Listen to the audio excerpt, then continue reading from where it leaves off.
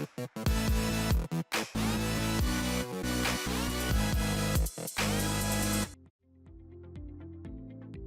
warm welcome back to Wellness with Will, another edition with William, last name Lahong. Listen, today we have a very special guest. Mindful Revolution CEO Refiloe Nyoni joins us today to talk to you, particularly if you are a mom and you don't know how to deal with your mental health issues that arise sometimes even during or after pregnancy. Refiloe, thank you so much for making the time to be with us here on Wellness with Will. Let's talk about what moms are going through in real time when we talk about mental health. There are conditions that are new for first-time moms coming into the pregnancy, and there's an after effect after you've given birth, right? But I imagine you, because you've gone through what potentially new moms will experience eventually or ultimately, you can then talk us through what they can expect. Yeah. Look, I think it's a very interesting conversation for us to have, particularly at this stage in my life where I'm expecting a new human being who's going to be birthed into this world in a couple of months' time. So being an old mom, my daughter's turning 10 years old this year, and my little one emerging, I think that the range of challenges that we experience is not just postpartum, but also prepartum. I mean, certainly one of the experiences that I've been having is a lot of anxiety, right? Wow. Which we can consider as a mental well-being challenge, right? Challenges how you show up in daily life, challenges how you're able to, really just adapt to all the normal things, the things that should be normal, waking up, taking your daughter to school, getting ready for work, etc., etc. I think, the more heightened anxiety is, the more difficult it is for you to navigate, the ever-changing landscapes, not just of life, but also of your day. I mean, certainly being a parent, being a mother, especially bringing this child into the world, there's so many changes that you experience in your body on a hormonal level, on an emotional level, on a mental level, on a physical level. And it's not an easy task, right? But we do it. But there are things that come across, the challenges that we have that really do affect us. We can feel sad, we can feel not good enough, our state of security as this new role that emerges can find us also losing a sense of identity, because you almost don't know where you fit in, or sometimes we don't even know how to caretake for these young humans. And where would these thoughts and ideas and the mindset, if you will, Refiloe, come from new moms who are feeling like, I'm not good enough to be in this position to bring life into this world? I think it can be a range of things, right? It can be historically, how you have being fitted into your family, right? So it's the things that we go through, our childhood traumas, right? How we have been in families and how that has really made our story of who we are, or the story that we've developed and cultivated of ourselves, Fast forward, we live in a time where, social media is one of the things that are constantly in our faces, not just social media, but there's so much advice available in terms of what you should look like, what you should be. The pressure is on for anyone, where previously these opinions would not necessarily be brought into the forefront, into your space, right? It's being a working mom as well, making sure that you can provide for your child, making sure that, financially you're able to caretake for them, being able to nourish them, things like breastfeeding. Not all mothers are able to do that, support systems, that age-old saying that it takes a village to raise a child, not necessarily having a support system. There's a huge range of challenges that new moms can face. Sure. And just the support system is now imperative, right? It's an integral part of a new mom who is bringing life into this world. If it isn't immediately available, where would this new mom now go, essentially, or what avenues exist for them? Look, I think it's important that there are certain life skills as individuals that we need to develop. You know, as women, we're huge nurturers, but we're not very good at being nurtured ourselves, you know. You can find yourself wanting to be so supportive of others, but receiving support is something that you find quite uncomfortable. So firstly, it's that openness, right? You have to open yourself up to the vulnerability of requesting assistance, asking the people around you for help, which has all sorts of anxiety feelings. You know, you get that ulcer feeling in your stomach when you even think about it, because automatically that again says, I might not be good enough. Sure. But it's completely normal, you know, to need assistance. We've known in times previously that no one does it alone, you know, but we live in such a community deficient time where it's such a huge challenge for us to find support. I mean, for me, it's a very different experience for me being a mother this time around, because my mom is no longer around. She passed away in 2021. You know, we both had contracted COVID on this at the same time. She was hospitalized and I recovered at home. On my last day of quarantine, she passed away, right? So my support system has to be something different this time around. So I've learned to reach out to my mom's sisters, to my aunts, to my cousins, to my friends, and even the support that we find in colleagues, you know, can be such a crucial step to us being able to nourish and balance ourselves a little bit more. And that's the gist of our conversation today, Refiloe, trying to strike that balance as a working mom. Obviously, the world today, as it's presented, as we navigate through it, keeps changing rapidly. And if you're now factoring in, bringing in life into this world, into this new world, and obviously, Refiloe, the balance is what most moms are struggling with, which is why we're having this conversation. This is your second life you're bringing into this world. How does one strike that balance? Look, it's that word or that term that's now become a buzzword called self-care. You know, we absolutely cannot negate the importance of making sure that we are sufficiently taken care of by ourselves. You know, there's, as you said, we're traveling new and ever-changing landscapes, and often as mothers and even just as individuals, we tend to leave ourselves behind. We take care of our work, we take care of our families, we take care of our children, we take care of everything that needs to be taken care of, but we forget ourselves. So that would be the first step towards it. And part of self-care for me is understanding that, you know, our mental health is a key indicator of our ability to be resilient. It determines how we show up in our daily lives. And if we don't take care of our mental health, eventually we will have to stop, because it will make us stop, right? I like to use a term called load shedding for the mind. It's a theme that I've come up with that we, you know, we talk about quite a bit. And, you know, just like we understand power rationing in the electrical sense of the word, right? What about our emotional calories, our mental calories? How are we load shedding those on a daily basis? And what I really love about the space of mental health is the tools that are now available to us. It's not just conversations of people telling you not to be anxious, you know, just be more balanced. They're practical tools that we can use on a daily basis just to unplug, even if it's just for a couple of moments, you know, taking a couple of breaths, you know, taking a little walk, you know. It doesn't change the landscape of what you're having to contend with, but it does put you in a more balanced position where you feel that you have just, you know, exhale, waiting to exhale, shoop, shoop, shoop. You know, you've had your exhale, and you can come back to all the pressures that life will demand of you. And on that, does it get easier? I don't think so. I think that even with ages of children, you know, like every age has its challenges, you know, and like us as individuals, you know, as human beings, every day, every age has its challenges. I don't think it gets easier, but I think that we can capacitate ourselves to make sure that we are rising to the occasion so we can get stronger. But strength is not just about building resilience, right?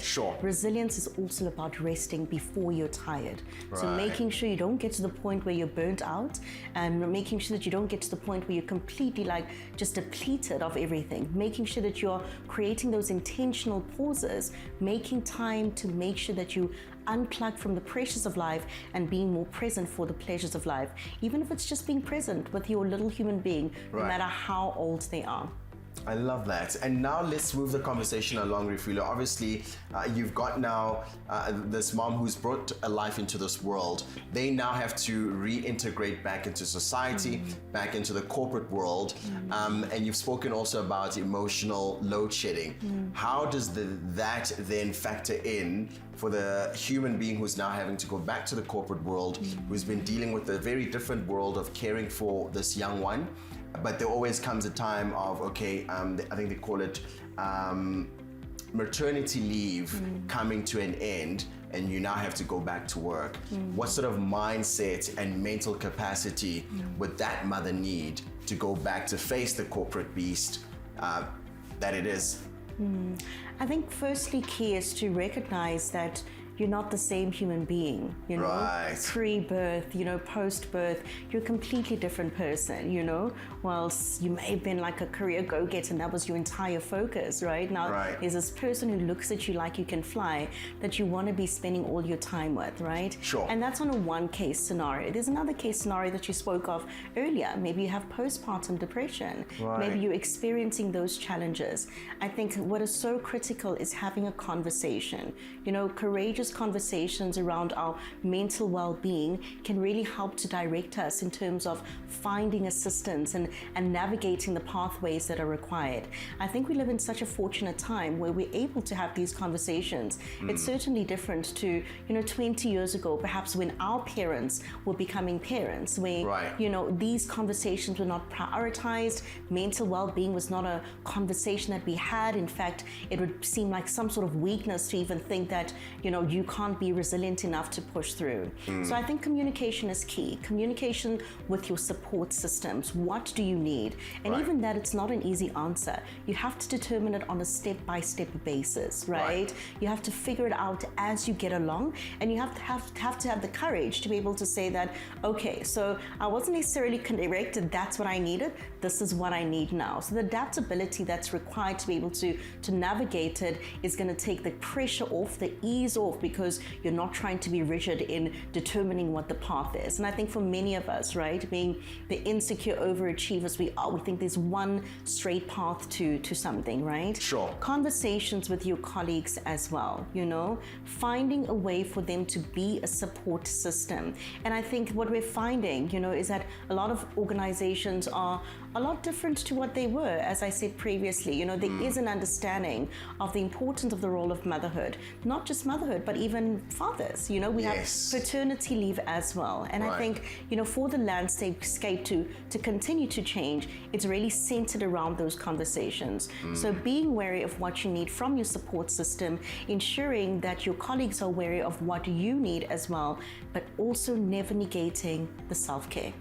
And obviously from the organization side or the corporation side, as a Mindful Revolution, what advice do you give them to now understand when they are dealing with moms who are coming back into the work environment, or even dads who are coming back into the workspace? Look, I mean, in a perfect world, it would be an easy conversation. In a perfect world, you know, every organization would understand that there are going to be these significant changes to this person who's now coming back into the workplace. Sure. But realistically, the pressure is on both for the employer and for the employee, because there are deadlines to be made, you know, there are targets to be driven, etc.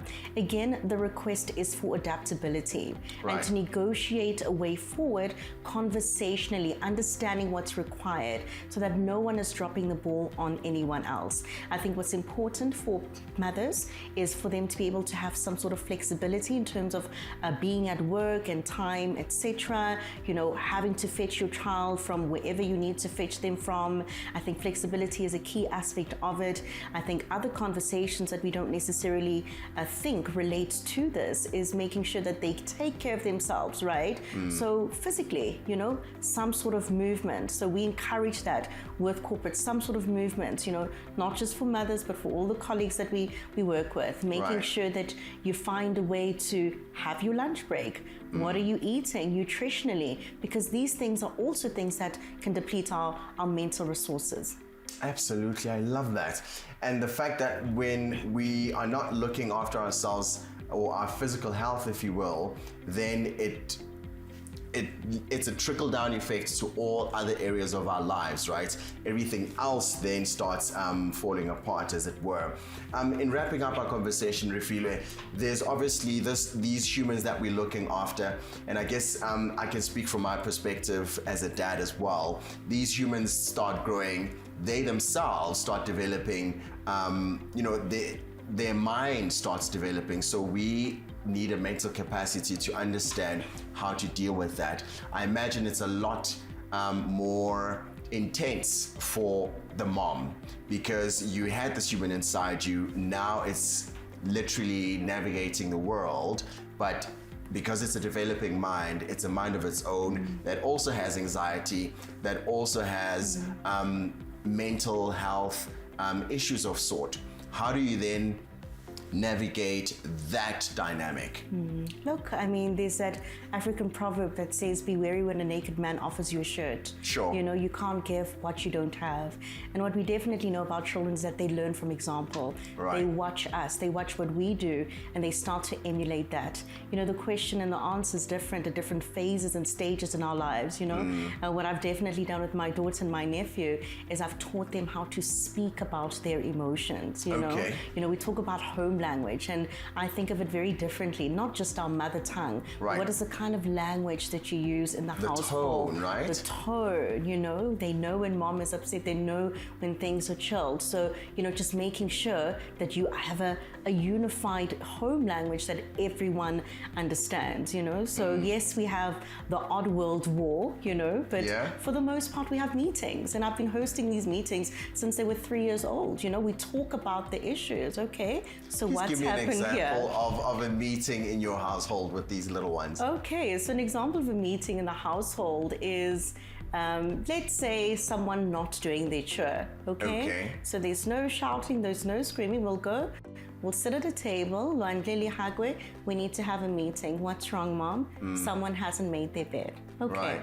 So we sit at the table. What was the agreement about making the bed? The agreement, mom, is that we would make the bed on a daily basis before going to school. And for me, making the bed is not even about them having to do the chores, but it's just for them to realize that, you know, you have to do something in the house, right? To get used to taking care of something and making sure that no one's going to clean up after you. Okay. So what did we say is going to happen when we don't make the bed, right? We said there's going to be a little bit of trouble, okay? So do you think there should be trouble, mom?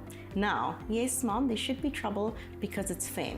What do you suggest is the trouble that you should get into? Well, maybe we shouldn't go to Pappuccino's today until we learn our lesson. So it is that conversation, allowing them to understand, right, that there are consequences to their actions, you know?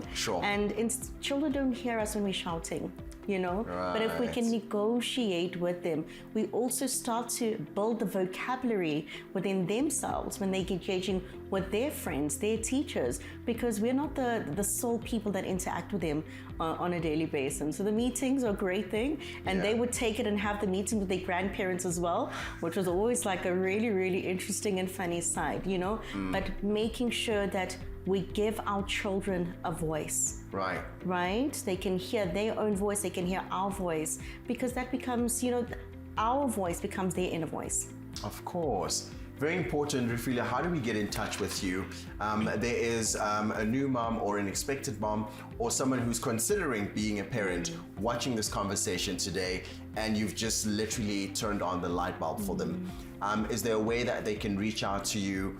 If yes, what sort of sessions can they have with you where you can guide them along? Look, I mean, we operate specifically within the corporate space, right? But we do host small group sessions outside of that, right?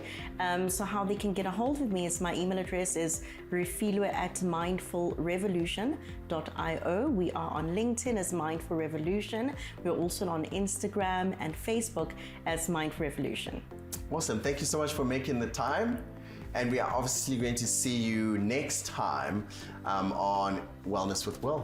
Thank you so much, Will. Thank you for prioritizing these crucial conversations. Refiloe Nyoni is the CEO at Mindful Revolution, just really helping you out as a new mom, an expected mom, or a future mom on how you can navigate this world with the mental health capacity that is required, because it is an ever-evolving, rapidly changing reality that you and I are living in post-COVID. Thanks for watching. We'll see you next time.